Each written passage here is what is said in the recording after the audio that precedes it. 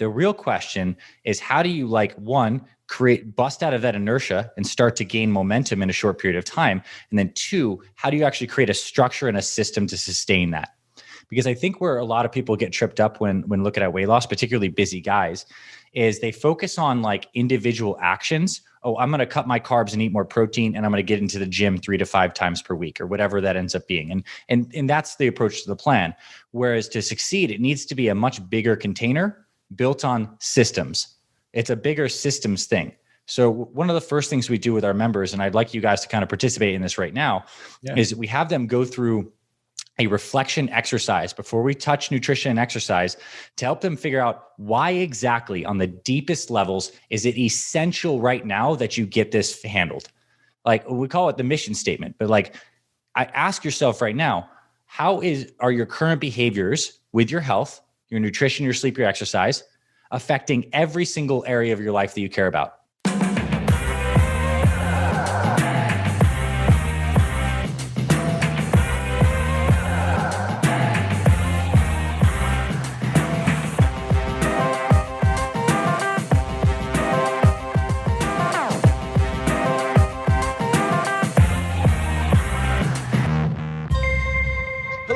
Welcome to another episode of Just Us Dads. Thank you so much for tuning in to yet another Dadversation. We're back to the Zoom format, and for a specific reason. We are staying true to the promise we made to you about bringing you valuable content and people that are experts and professionals on health and wellness in the attempt for us to lose weight in our weight loss competition. George and Chris are both here, and we are so pleased and honored to have Dr. Anthony Balduzzi, YouTube personality sensation, the man behind the Fit Father Project and Fit Mother Project. We should mention that, but this is just a dad's program. Doctor, thank you so much for accepting our invitation. We're so grateful. Guys, I'm happy to be here. This is fun. And first time I'm hearing about this weight loss competition. So maybe someone's going to get the edge after this convo today. We've said it. We've said it on a couple of our episodes, but we're also trying to keep it a secret because we're not really staying true to our to the promise we made to lose weight, which is perfect because you're the perfect guy to have on this episode that we can talk about that. And you have specifically chosen this very interesting niche, right? To go after the people that are married, whether the men or women, that are in that group age where things just fall apart, right? I mean, you get married, you have kids, there's so many other priorities. And now that we mentioned that, let's just say, because we were talking about this briefly before we recorded, you're going to soon be a father. So you're almost in the club. You're almost in the club. In the Just As That. Yeah. Congratulations. Thank you. March of next year. Yeah. March of next year. Yeah. I don't think he's going to be gaining any weight, man. Yeah, don't think so. He's the exception. Is it a boy? Is it a girl? What do you expect? Baby girl. Yes. Right.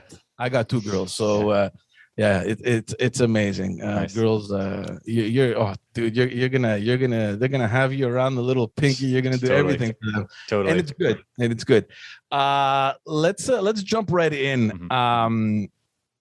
First, let's just preface this. It was Chris who brought to our attention your channel.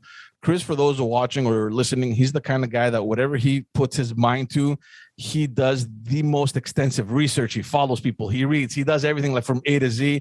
And he came up with a list of people that we should kind of look at in our quest to lose weight. You were right on top of that list, and we're like, yeah, let's do that. Let's see if we can get him on the show.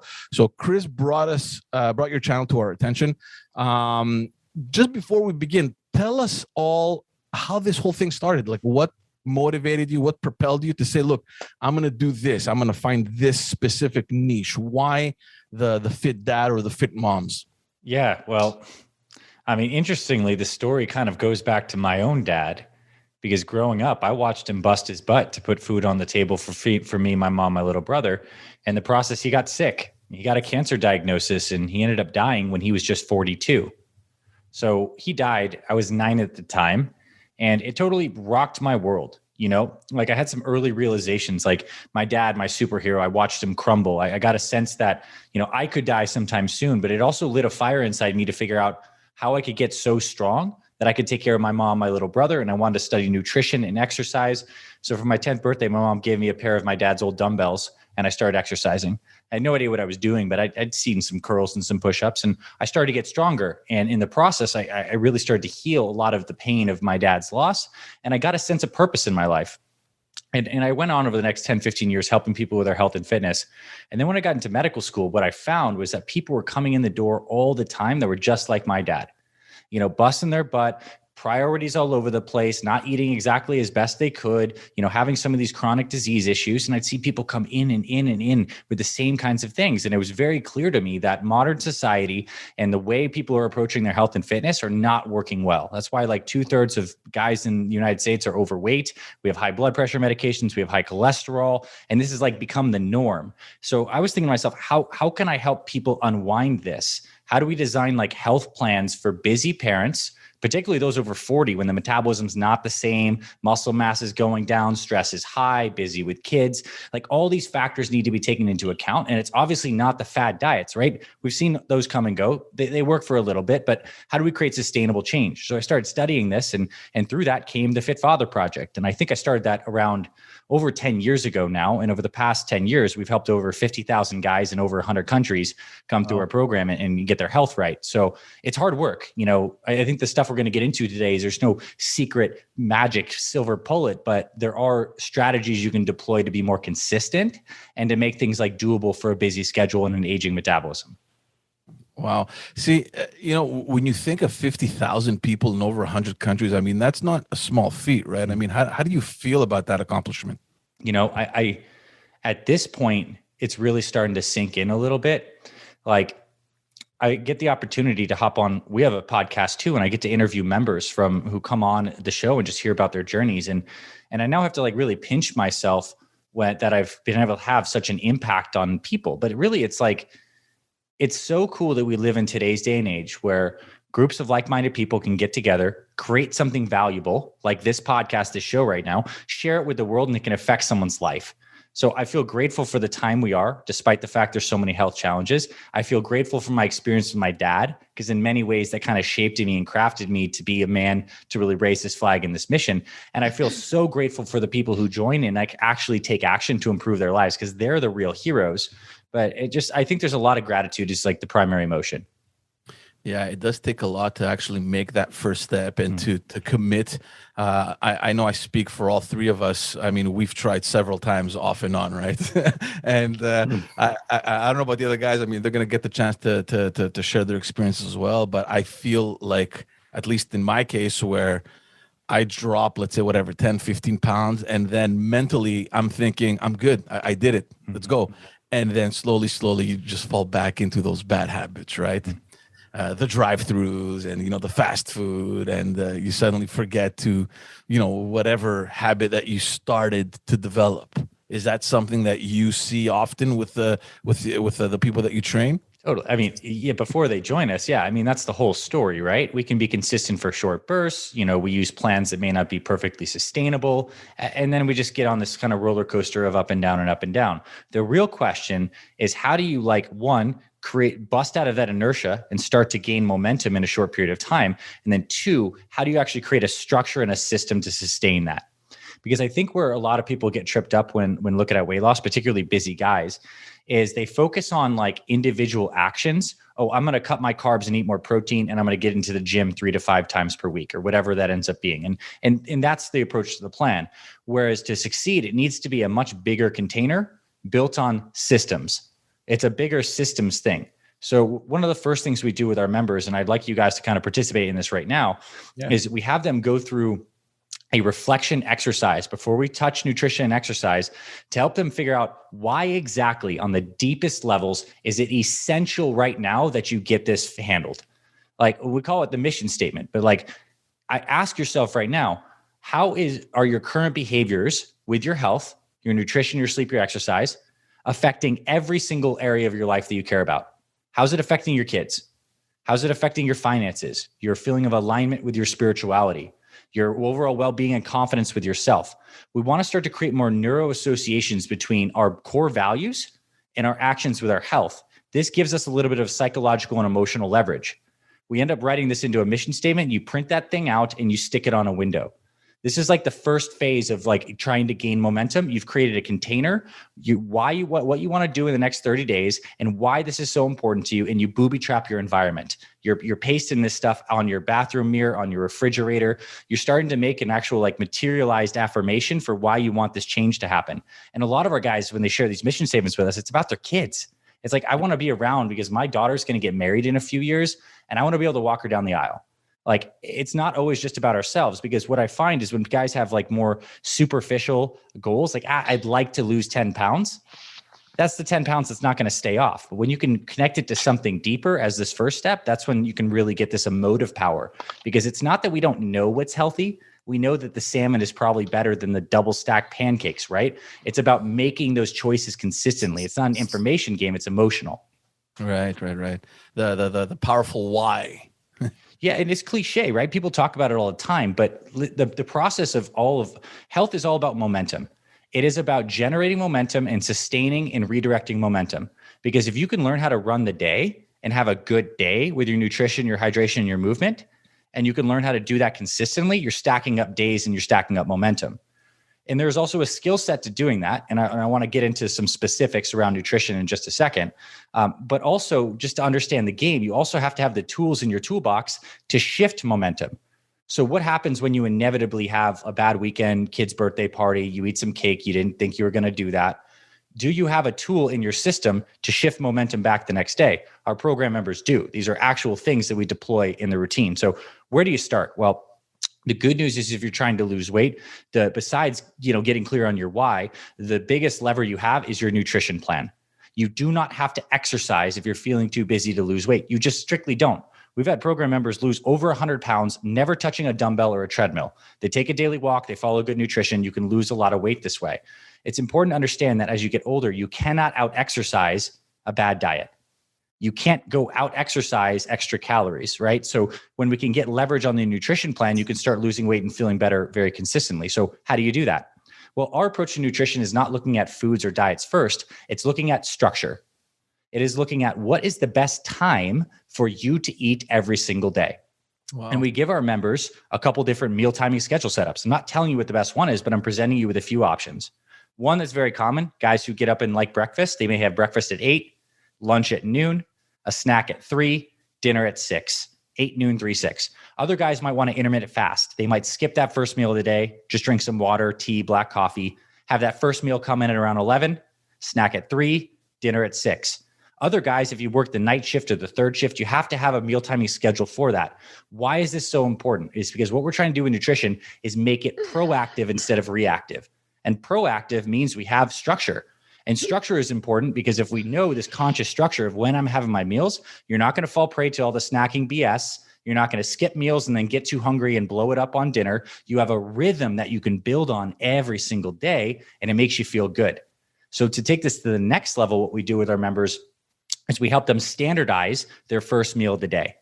Like whatever that meal is for you, whether it's breakfast in the morning with your kids or whether it's you're fasting or doing something later, we standardize it to make it a healthy, simple meal you love. Oftentimes it's some kind of like loaded up protein shake. It could be some kind of oatmeal thing, could be eggs of some sort, but it's standardized because through this mode, that means that we have a consistent anchor every single day. That's a healthy meal that keeps us full, that's quick and easy, doesn't require a lot of willpower. We now have a momentum anchor every single day that we can build on. And the standardization is so cool because if you find like a couple of your go-to meals for, let's just say breakfast, lunch, and snack, then you can be consistent. And for dinner, you can have more variety. Because when we're setting up a meal plan, you need to balance consistency and variety. We've all tried diets that are way too restrictive. And we've also been on the other side where we didn't have a plan. And we don't have a plan, like you have to make decisions. You might be getting the wrong things. So these are real forces that we need to bake into a health routine. And notice at this point, I haven't mentioned protein, carbs, or fats. We can get to those. I'm talking about behaviors and structure. So I'll pause there because I get excited about this stuff and I want you guys to comment, but these are things that I know are tremendously important.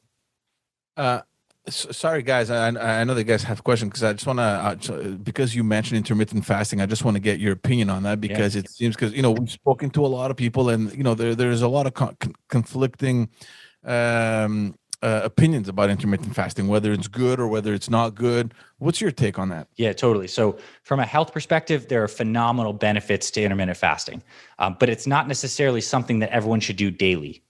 Okay. So the first thing is differentiating between what is your go-to eating rhythm. So if you're someone who loves breakfast and the idea of skipping breakfast every day doesn't sound good to you, will cause friction, then intermittent fasting may not be the best plan. We always got to pick what's like most aligned with you. That being said, all of our program members, when they move past the first 30 days, they start doing a weekly 24-hour fast. 1 day a week, you have dinner on Saturday, you fast until dinner on Sunday. It's just a 24-hour fast. There are so many health benefits to this. We'll just talk about a couple of them. Your growth hormone levels rise, which helps you burn more fat and repair tissues, organs, even skin. Your brain starts building new neurons. We used to think that as you get older, you just get dumber from bad decisions, from head trauma, from doing all these things. Well, we actually can regenerate neurons, and something called brain-derived neurotrophic factor builds new neurons, and that gets stimulated when you fast. Fasting activates some of your anti-aging and longevity genes, these things called sirtuins that basically like rewind the cellular clock. Fasting and exercise are two signals that do this. So I am a huge fan of fasting, and I think you use it in a couple of ways. One, if you're a person who wants not hungry in the morning and you want a simple kind of deal, a way to incorporate fasting is to push that first meal back a few hours and have dinner at like, let's just say 6 or 7 and don't eat after that. So my simple advice to get a longer fasting window every day is after dinner, brush your teeth, whatever if you have a thing of sweet, a thing of dark chocolate or whatever you do, after that, it's done. Start your fasting window. It's going to help you sleep better and you get benefits. And then if you want to go even deeper, doing a weekly 24-hour fast is phenomenal for your health. And personally, for me, at least a couple times per year, I'll do a 3-day fast. Wow. That's more intense and that's more advanced. But there's research out of California, University of UCLA has research from this guy named Walter Longo. He's like a longevity expert. They showed that during a 3-day water fast, all of your stem cells get stimulated to completely recreate your immune system. Like all the white blood cells that are damaged and old, they go away, which is going to mean you're more robust to things like cancers that are problems. It reduces inflammation in the body. And so we can tap into this stuff, and I think it's valuable. So daily might not be for everyone based on preference. Weekly, I would say certainly there's benefits. And a few times per year, if you want to get deep into the power of fasting, doing like a 3-day water fast with supervision is very good. What do you think is the ideal time frame for the fasting, like the window? What's the ideal? I'd say the fasting benefits really start to kick in at around 16 hours, like 12, 14, 16. Like 16 is when you're probably getting like a good bang for your buck. So a lot of people keep an 8-hour eating window. So let's say anywhere from 10 to 6. So have the first meal at like 10 or so, and then you might have a snack in the afternoon, and then you have dinner at 6, and then you're done. That's fine.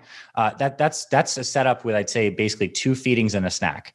If you find you just don't need that much food, which is a common experience as we get older, our bodies just don't need to eat as much food. You might even compress that window a little bit to like just have 2 meals and spaced out around 4 hours. Maybe it's a 6-hour window. Some people really love eating 1 meal a day. For me, that doesn't quite work. Like I'm a little more of like let's break it at 11, maybe have a small snack and dinner at 6. Everyone can benefit from at least not eating too late at night. Just because it impacts your digestion at night. Your body's trying to like wind down. Throwing food is throwing heat and metabolic activity into the GI tract, and it can really disturb your sleep. And I think a lot of people experience indigestion, acid reflux, bloating, and GI stuff as we get older. So like just getting dinner earlier at night is even beneficial. If you still had breakfast at like 6:30, even stopping eating after dinner is a really good nutrition habit. I have a question, Dr. A. Yeah. 2 questions actually. First question is, with a 20-hour fast, can you reach autophagy, which is the reparation of cells? And 2, if you are, or if you're willing to lose weight, let's say your plan is to lose weight, the OMAD, right? 1 meal a day diet, does that slow down your metabolism? Yeah. So I would say if OMAD is done properly, it will not slow down your metabolism. So believe it or not, during a 24-hour fast, your metabolism actually acutely increases, because your body is trying to actually maintain core temperature. And when you fast, your body actually has to tap into this stuff called brown fat to keep your metabolism high. Now, what you want to do is, if you do choose to do 1 meal a day, is I would say once per week, you get a carbohydrate refeed day where you eat carbohydrates in larger amounts, because this stimulates a hormone called leptin, which can help increase your metabolism, help you feel full. Maybe once a week of a carb spike could be a fine thing. And I would say with OMAD, if you do that, you still need to eat a good amount of food. If you're not eating enough over time, like, and you're feeling like run down, you can't recover from exercise, and maybe a bit better idea to extend that eating window just a little bit. But OMAD is incredibly effective for losing weight. I mean, try to eat 2,000 calories in one sitting. I mean, maybe you could, but it would be like really be stuffing. Yeah, you could maybe, but you couldn't. But could you do that every single day? You know, maybe I didn't mean to challenge you there. I think you know, maybe Chris can. Not at all. Chris can do it, but like it'd be a lot of work. Try to eat 2,000 calories of healthy food. Like we didn't eat like 5 pounds of broccoli and like 6 chicken breasts and like an avocado. Like, man, it wouldn't even be 2,000 calories. So by fasting, you're automatically controlling calories and you're going to create some fullness. So it's good. What I personally like is like a shake or like a meal number one, like a nutrient dense shake, because no matter what, you don't know what you might be getting for lunch or dinner. It might just be a protein plus a veggie with a side of carbs or fats or something like that. But if you can standardize like a power meal number one, if you're looking to lose weight and be healthy, like, and you don't have a standardized meal number one, that's like some kind of power shake. And I can give you guys a recipe that we can put in show notes or something like that. Yeah. That's just one of the simplest things you can do to create consistency. Okay, cool. And we have the autophagy question for 20-hour fast. Yeah. So you're going to be tapping into it for sure. And especially when you are fasting regularly, you're getting autophagy for sure. You're even getting degrees of that in earlier, 12, 14. It just starts to get more pronounced the longer you go. But it's great, right? It's a chance to help your body like take out all the cellular junk, and it's just a wonderful thing to do. Like, here's a philosophy thing. You know, we hear about like the yin and the yang, right? And these kind of forces in life often needs to be balanced. It's like that with the body, with the fasted and the fed state. We want to maintain both. We just have a culture that's pushing the fed state constantly. That's why we have high insulin, prediabetes, heart disease, where the body wants to be in a little bit of a catabolic breakdown, emptier state too. And that's just how the human species developed. Like, we didn't have constant food access. So now we need to be more conscious about giving our body these kind of signals. Right. Now, I also have another question. This maybe could be the segue into the macros, because you didn't really talk about it yet, but maybe you want to break it down. But before we get into that, with your clients, are you more of the expert that says count everything, count your calories, measure everything, or do you rely on like the smart plating and making sure that something is easy, more sustainable, and on the go? We're definitely, as a culture in our program, and myself personally, number 2, like helping people like build proper plates, understand general portions. But for any guy who's super analytical, who likes to track things, you the kind of guy that likes spreadsheets, likes exact numbers, you got to do what fits your personality. Like, this is a really important thing. You got to design meal timing that fits your schedule, and you got to design your nutrition that fits effectively your personality in terms of how you want to track.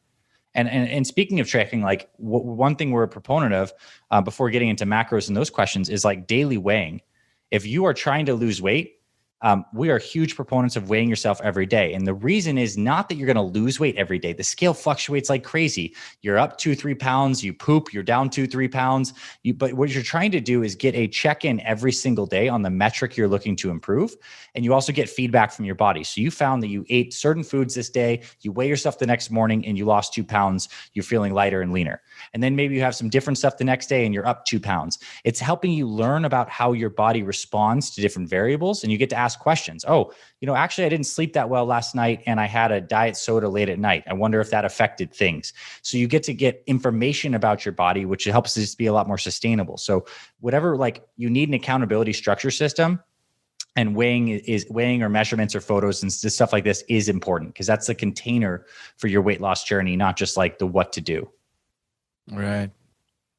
Got it. George, any questions? No, I just agree with everything he said. A lot of stuff he's saying, I've said myself. I'm just glad somebody who counts is saying it too. Yeah. Let's talk some exercise too. Do you guys like interested? Because I'm going to tell you, I lost a shitload of weight a few years back. Nice. And I did a lot of things that you're talking about. I just sort of got there, but I stumbled onto it as I found my reasons why. Yeah. I decided I had to.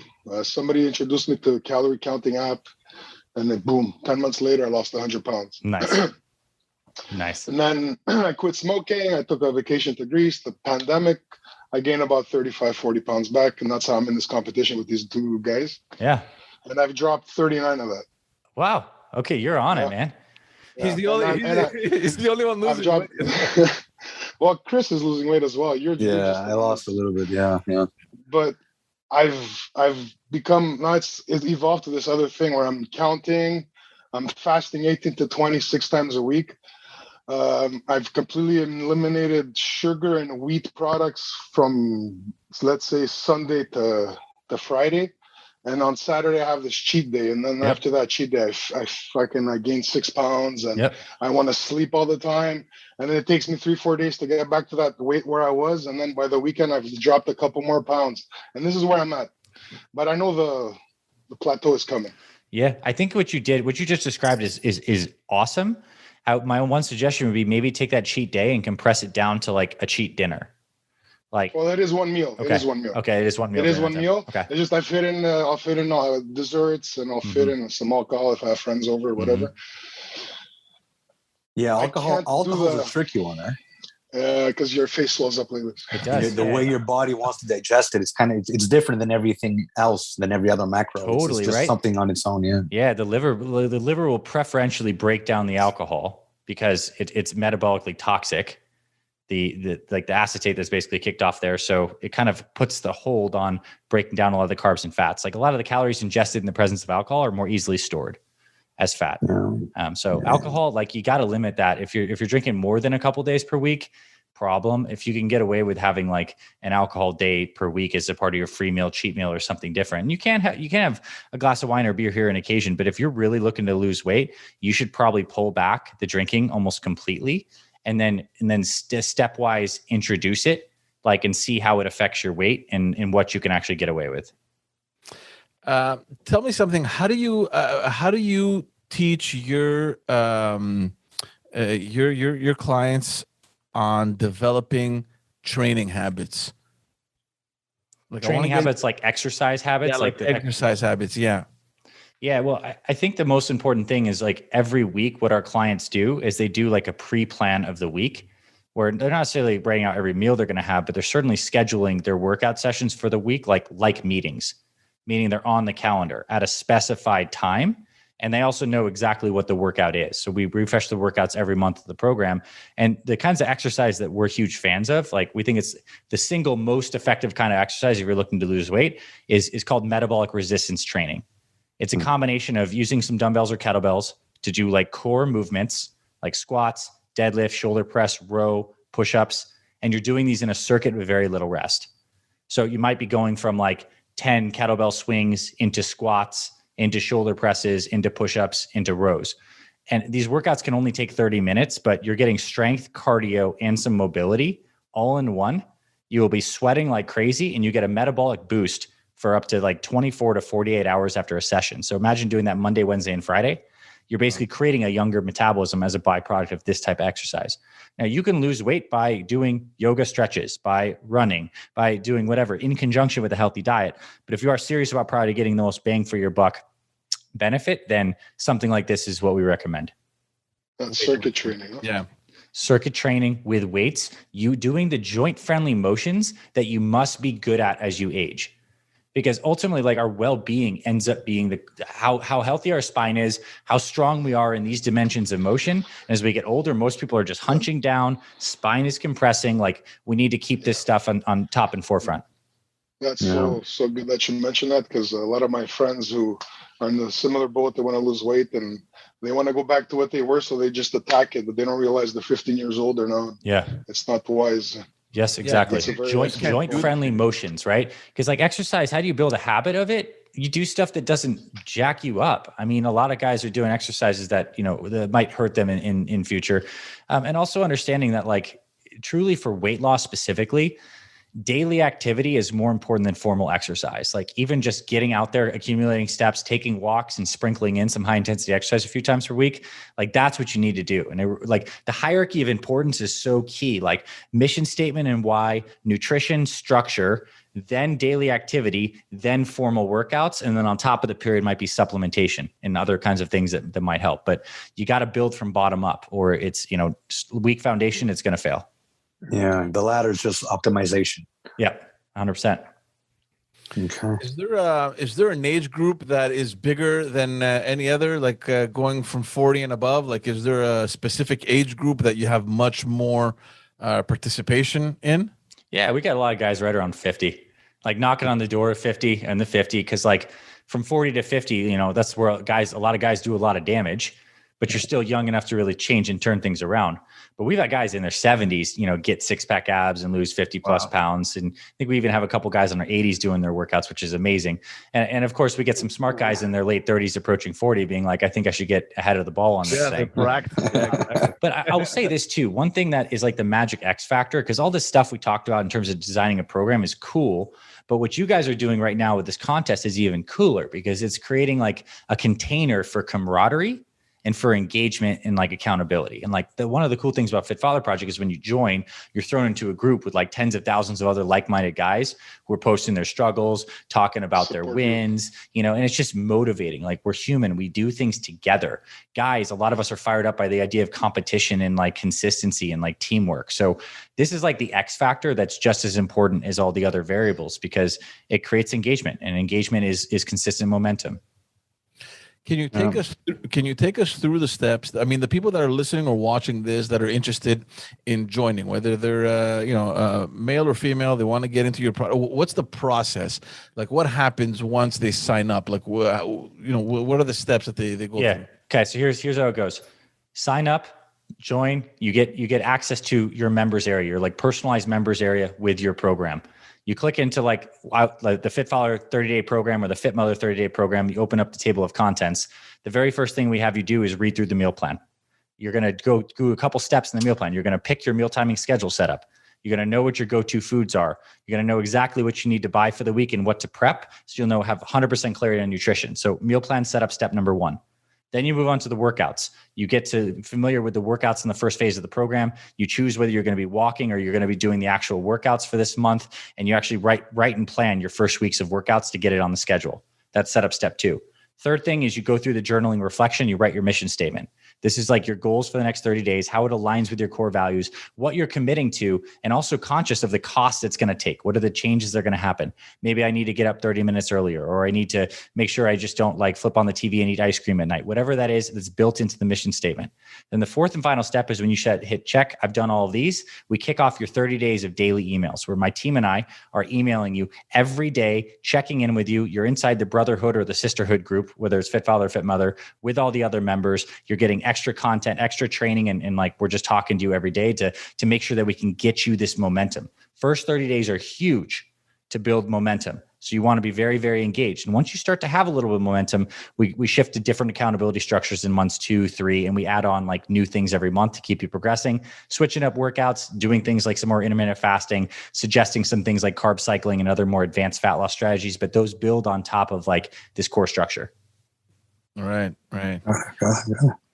This primarily is mostly online. I mean, do you have a physical space where people come, or everything is just digital now? This group and what we're talking about right here is online. Like I said, we have guys from over 100 countries, and that's important to us because we believe that as men and family men, like you get healthy at home. Like this is your environment. You are the fish in the fishbowl. So like what I'm most interested in doing is how do we help you create a healthier environment? What is your health system? How do we get the home healthier? How can you get on board with your spouse? How can you lead your kids a little bit better? And so what this is a system and a community of people who are basically doing this work in their houses, in their homes. That said, we're based out of Arizona. We do have plenty of clients here too. And we do some in-person stuff as well. But primarily it's like, hey, group of guys all over the world, let's get together and let's get after this thing. Yeah, it's amazing. And I think that's what motivates. See, in the beginning with our podcast, it was just honestly, it was just an excuse to get together. Yeah. And then when we realized that but that's the truth. And then when we realized that there's very little out there to support dads. I mean, and this is not to diminish the women out there, but they have a shitload of things for women. There's very little things for men. And I think that's the turning point where we started taking a little bit more seriously. So what you're doing, creating this this ecosystem where, dads from all across the world can just tune in and get that support system. I think that's so much more valuable than anything else. Yeah, I agree with that. And what's super cool is what we get to see is guys operate through the medium of the physical body, like tangible. I want to make a change. I want to lose weight, lose fat, get stronger on my main lifts. They start with the body, but what ends up happening is what you do is you gain personal power, confidence, and your edge back. Like the body is the temple and the medium through which we can like get re-engaged, empowered with our life. It's just like something we can tangibly do every day, improve the nutrition, move the body, but we're exerting willpower, we're exerting discipline, and we get personal power from that. So what I really love is a lot of guys who come in, afraid that they're over the hill or thinking they're over the hill, that then like get on track and just start crushing it and doing all sorts of amazing things in their lives. So we have guys who start to join different races, who go get promotions at work, who start new initiatives, because like when you get your health back, you get your vitality back, you get possibilities back. So that's what's really so amazing is my goal is to make more fit fathers, because then they go out into the world and they're like shining brighter, and then everything gets better. Oh, guarantee. Yeah, the drug. Yeah. No, that's awesome. That's awesome, because I think that's the most important part. That's the most important part. And it's the thing that a lot of people don't see, right? You got to get there to see it and witness it. But it could be a big motivator to start thinking that that's what you're after. Yeah, that's awesome. And I've seen the pictures of I remember it was at the F30X, I think. You were doing a little promo, and guys like Dante, Craig. Was it Lee, the 70-year-old? Yeah, Lee's in his 50s. Okay. But that was a good transformation. Oh man, Lee lost over 100 pounds, and that was a good transformation. Yeah. I remember that one. Some of those six packs were. Yeah. At 50, you said, right? Yeah, for sure. Yeah, Lee's now like 50, 52, I think. But yeah, I mean, you can get into a phenomenal shape at any age, but you need something age appropriate and to follow these principles. That's the cool news. It is. And just to go back to what you were saying, that the minute that you get into it and you see just like an inch of results, I mean, it's such a motivating thing. I mean, if we add the cumulative of all the weight that we've lost and gained, dude, we should have been like you. we should have been ripped by now. So here's the thing, right? Like that's it almost begs an amazing question. How do you minimize drifts? Like, I think the part of the mentality that people have that gets them in trouble when they get into this weight loss game is this all or nothing mentality. You're on the plan or you're off the plan, or there's some idea that there is a perfect plan. And that's a very fragile mindset. In my experience, nothing in life that is that rigid, like doesn't break. We need structure, but we need the flexibility with it. So that's why I'm talking about these things of one way we use intermittent fasting is like for correction. After you like have a blowout meal or the day didn't go great, you intermittent fast the next day, you have a standardized meal number one, you drink more water to flush out some of that water weight and BS. But like that alone, that strategy of knowing this is my like re-engagement plan can save you can turn like what used to be a multi-month drift that started with one day and then it compounded into 1 week and then 1 month and you lose all that momentum to like, you can turn it around very quickly. Because that's what happens in life, right? There's seasons to every year. Every year we're going to hit the holidays. Every year there's going to be cookies around the house and the popcorn things. Like we need to have the ability to like go with the wave of our lives and do that in a repeated, iterative way. And so these behavior skills come down to, they're like everything. It's like how to re-engage, how to create structure. Oh, it is the New Year's. Let's get engaged with the challenge to get ourselves going. These things may seem silly, but like they're so important. Oh my God. Look, dude, you're talking to like 3 Greek guys where like every second week there's something, right? It's not you just guys have more festivals than anybody, right? Oh my gosh. Yeah. It's good. I wanted to ask you, is there, from the experience that you've had in coaching all these people around the world, is there like this ideal schedule that you see kind of repeated more often than not? Like, what is, and it's tough. I mean, like 50,000 people. I mean, everyone has their own kind of reality, their own little schedule. But what is like an ideal kind of schedule, like a plan? For young dads like us? Here's what I see is like the through line of the schedule from the guys. First off, all the successful guys, they wake up in the morning and they rehydrate. They get high quality water in the morning first thing. and a good amount of it, like 16 to 32 ounces. And that's like an anchor of the routine. The body needs water first thing in the morning. Now, whether the guy's intermittent fast or not, all of them pretty much do a standardized first meal of the day. They know what it is. You can maybe have variety on the weekend, but like you have a dialed in meal number one and it's consistent and you enjoy it. A lot of guys do make these shakes or egg recipes. It's typically one of those two, but like they know it and they do it consistently as an anchor. And then I'd say other as they proceed throughout the day, guys are carrying around a water bottle and hitting some kind of hydration target.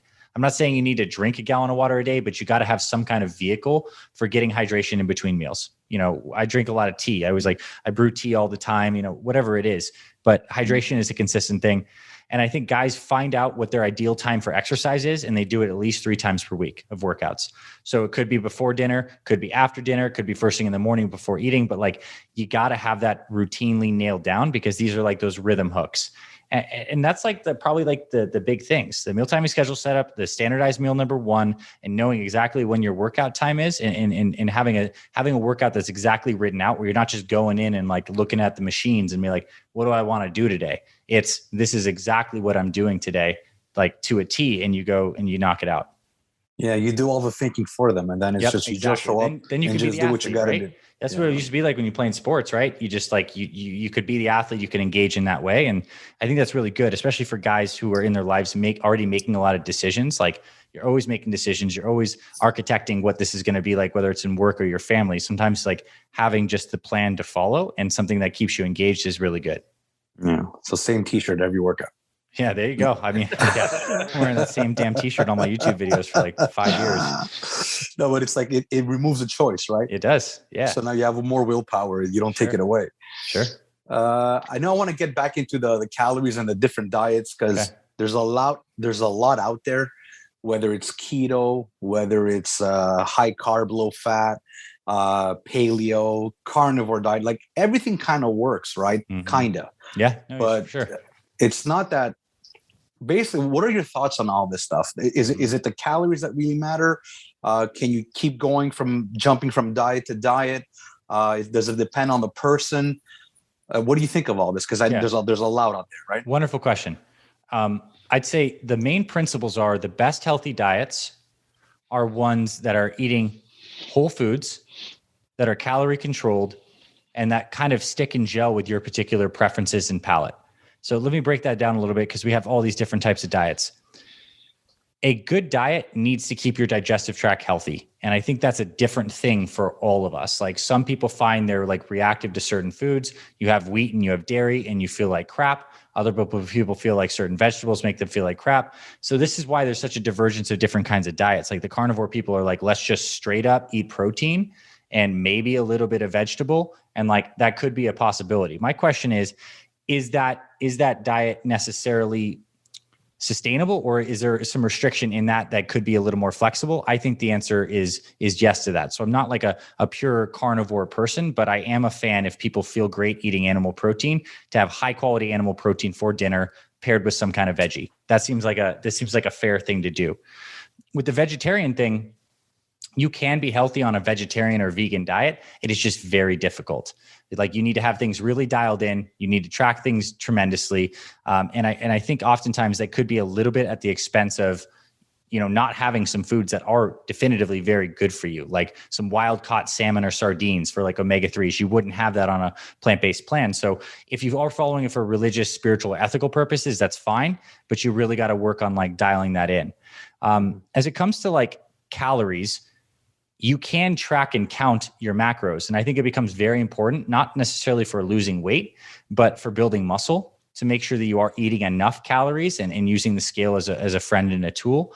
The approach that we have is using intermittent fasting to create this fasting and fed autophagy and also muscle driving state. We're kind of cycling through this.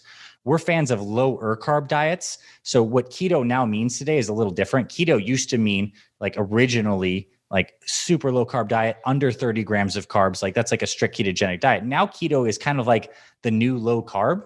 And I suppose that's kind of where our eating philosophy falls. We have members do eat carbohydrates, keep it under around 100 grams of carbs a day. If you feel better with even less carbs, then you can flex it down and do less. I'm more interested in providing like the thinking and the structure of the nutrition, because someone can use these same structure principles we talked about and do a plant-based diet. They could do a keto diet. They could do a higher carbohydrate diet. You just got to really find what works best for you. I will say too, with new genetic testing and some of the more advanced stuff we're doing with like nutrigenomics, we're going to find that there is specific like DNA makeup that may make a certain diet a little more beneficial for somebody. Oh, wow. You know, and that's the number coming out. You're going to see more testing, more advertising for products like this. But ultimately, you know, I think if you're eating lean meats and fishes and eggs and fruits and vegetables and like just reasonable whole food stuff, and you're paying attention to foods that make your GI tract feel bad, then you're in the right direction. So the last thing you mentioned, is it based on blood type? There is that blood type diet. And I think that is super controversial. I don't know if we necessarily will get into that, but it's more based on like some genetic factors that may predispose you to things in the presence of meat or in the presence of certain vegetables. The other thing is we have this unique immune system. Like our immune systems react to different kinds of foods. Like certain people have like low grade food allergies to different stuff. And you just got to like pay attention to the foods that mess up your GI tract. If you're eating certain things and you feel like you're gassing, bloated, diarrhea, the wrong kinds of stools, then there's something in your nutrition that's not right. I think it's almost more important to figure out what your go-to foods are that are clean, that you love, that you can standardize into your first and second meal, and then you leave variety up for the flexibility of life. Okay. So kind of, it's like almost like, I know you were into bodybuilding. It's like, so the calories very important. You want to keep the protein high enough for the synthesis. Yep. And then you can kind of play around a little bit with the fats and the carbs, depending on what you like. You can flex with that for sure. Yeah. I mean, and I would say what we often do is for guys who want to lose weight, we say include the carbohydrates optionally as a side for your dinner. So what we recommend is like a perfect plate, which is the idea of imagine a plate of food and we filled half of that plate with some kind of vegetable you love.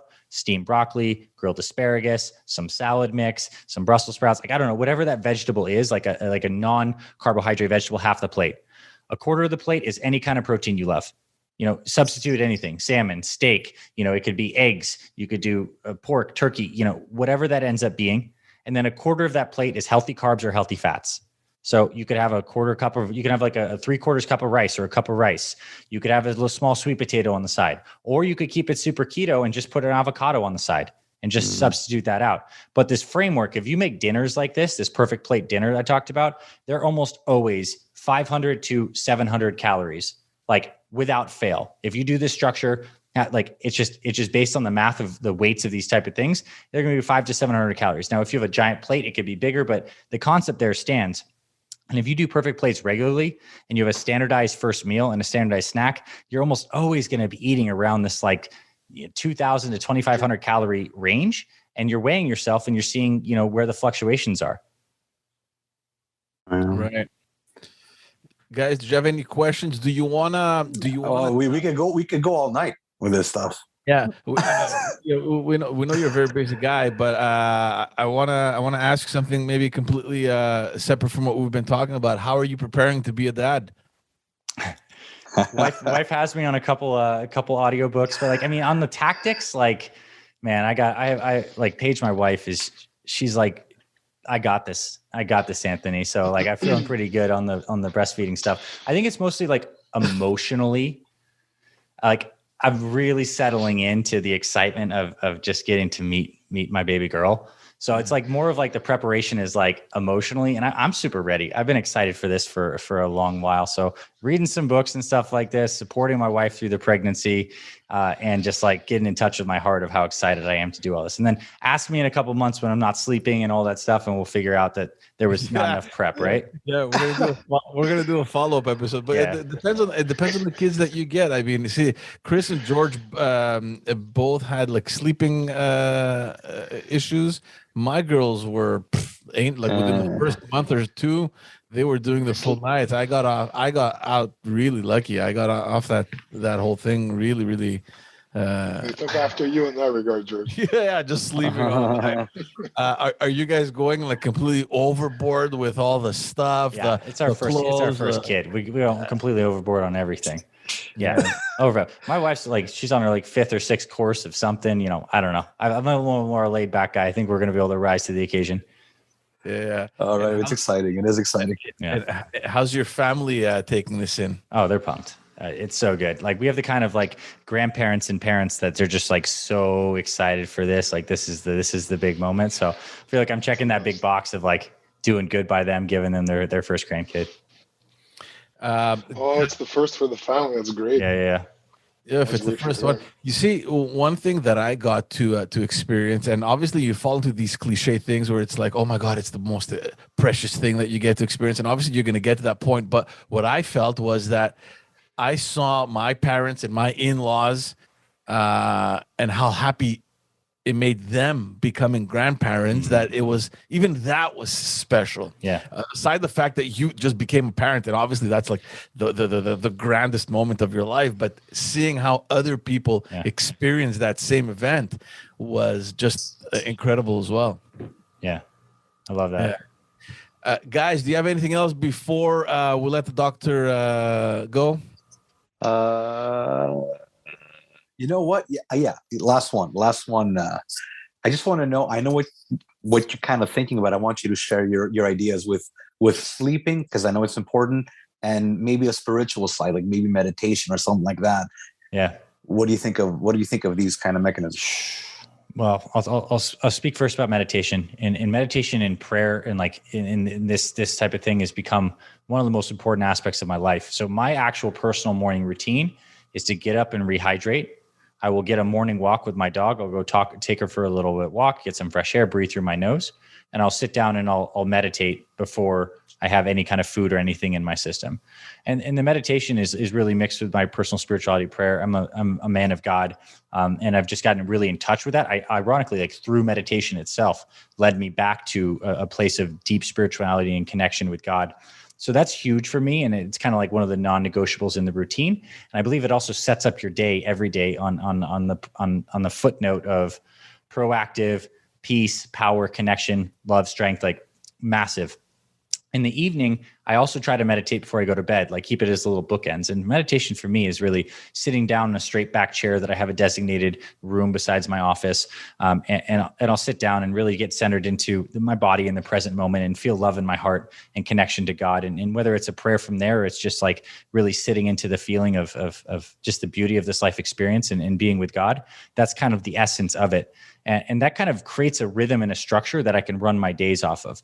Now, sleep, massive. Like if you don't get the right kind of sleep and you're trying to lose weight, you're basically like pushing a giant ball uphill against this whole hormonal environment and the problems you cause. When we miss sleep, here's what happens. We become acutely insulin resistant. So when we have carbs the next day, those carbs float around. We don't burn nearly as much fat. Our hunger hormones go through the roof. This hormone ghrelin goes through the roof, so we get hungrier. Cortisol levels are higher because the body's a little jacked up trying to like liberate blood sugar and keep us a little wired. And then we feel cranky. We're more likely to eat snacks and crap like this. So like the sleep has to be on point, which means you have a schedule and a routine for when you go to bed. You're cutting out some of that light. A lot of guys like to look at their phones and TVs before bed and stuff like that. And there's all that blue light. Like we're coming to find out this is not good for you. So getting like, whether it's blue light glasses, I think I might have some around my office here, but getting some blue light glasses and then turning off computers and screens at least an hour before bed. And I take some evening relaxation tea, and it's a little bit of magnesium can help me sleep too. But the sleep routine is huge. You need to get that down. Very, very important. Awesome. Thanks for sharing it. Yeah. How many hours do you think is appropriate? Yeah, I mean, I think it's individual, and you actually need less sleep as you get older. Our bodies just need a little less sleep, but it's really based on like how much exercise you're doing, what your recovery goals are, and like what you do throughout the day. I'd say like a fair, if you made me throw out a number, I'd say like let's try to shoot for 7 hours. Some people feel like they need more. Some people feel they have less. One thing you can do that's actually like tangible and tracking is you can track your heart rate in the morning. You can get up, you can take your little heart rate or get like a heart rate monitor, check your pulse, and do that consistently. And you'll find that when your heart rate is elevated past a certain point, maybe 10, 15 beats more than normal, it's because your body's in a slightly stressed, sleep-deprived state. Because effectively, here's what we're trying to do for a long life. There are two branches of the central nervous system, the brain into the spinal cord that innervates all the muscles and organs. There's the sympathetic, which is like the fight, flight activated. And there's the parasympathetic, which is the rest, digest, slow the heart rate down, digest properly. We want to be primarily in a parasympathetic state. The people who live the longest, there's actually pockets of longevity around Greece, in Italy, Okinawa, Japan. Like these people are living primarily in a parasympathetic, restful state. A lot of they spend time outside. They eat whole non-processed foods. They have good family connections. They get lots of sleep. Effectively, our modern life that's pushing so hard and so fast is burning our bodies out so much faster. Like stress does kill, and then the circadian rhythm is a big variable in here. So I know that's a little off-topic way of saying this, but like sleep in your restoration ritual is absolutely huge. What I also think is huge and overlooked in modern health conversation is getting time outside. Like literally spending more time outside, breathing fresh air, getting sun on your skin for the vitamin D, and just the fact that it helps relax our bodies back into this parasympathetic, more connected thing. And this is not just stuff I'm making up. They actually have a branch of research called like forest bathing or nature walks. And they show that people's blood pressure goes down. Their mood improves by like walking outside, hearing some bird sounds and like smelling the fresh air. We could spend more time outside away from the computers.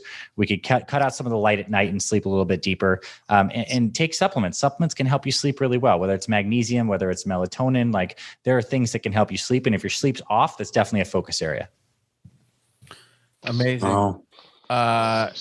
Dr. Anthony Balduzzi, thank you so much for coming on the podcast, man. We're not going to take much more of your time. Fitfatherproject.com for anyone interested to go and sign up.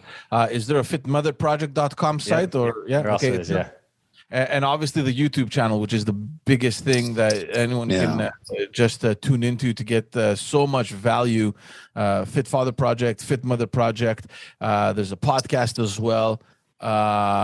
Thanks a million. We're so grateful that you came on and that you kept You're a special dude, man. Thanks, guys. Yeah, I love your energy. Love your energy. Likewise. You know your stuff, and it's hope we can work in the future together. We're gonna find a way. Can I give you guys a request? I know you guys don't get the request, but can you guys like email me at the end of your challenge? And I want to know like a little added layer of accountability. I want to know how much weight you guys lost. From today and from then, just like email me. And I hope to have a smile at the end of this. I'll send you a graph. I keep stats. There you go. He's a stat guy, the numbers guy. He's a stat guy. You gotta know what you are. I live with a scale. Good. Yeah. Sweet. So I want to see that, and I wish you guys tons of luck, and thank you guys for this time. And I feel just you guys are awesome dudes. Thank you. Perfect. Thank you so much, and good luck on becoming a dad, man. Best of luck. Thanks, guys. All the best of luck. Talk soon. Bye. Bye.